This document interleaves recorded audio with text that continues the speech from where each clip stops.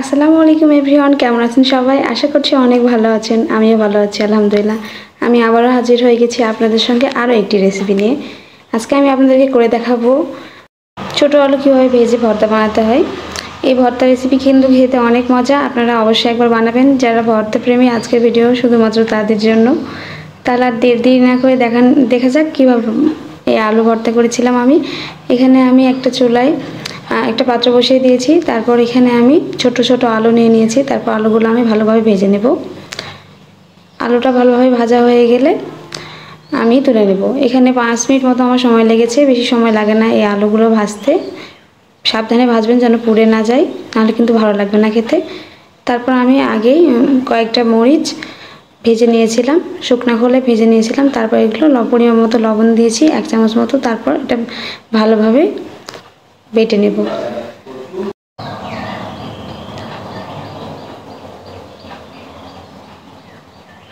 এই যে আমার বাটা প্রায় হয়ে এসেছে। আমি এভাবে মরিচটা বেটে নিয়েছিলাম।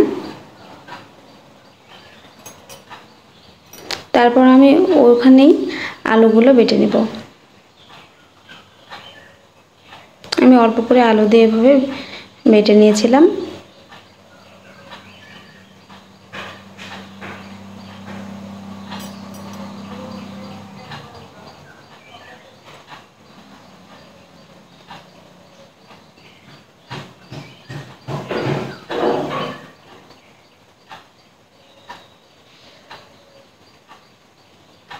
আমার আলু বাটা হয়ে গেছে।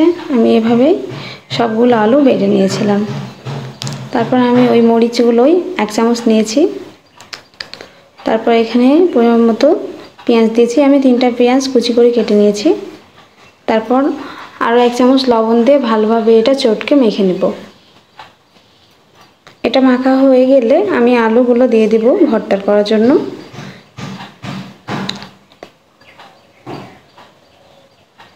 এই তো আমি আলুগুলো দিয়ে দিয়েছি। তারপর এখানে পরিমাণ মতো তেল দিয়ে ভর্তা করে নিতে হবে।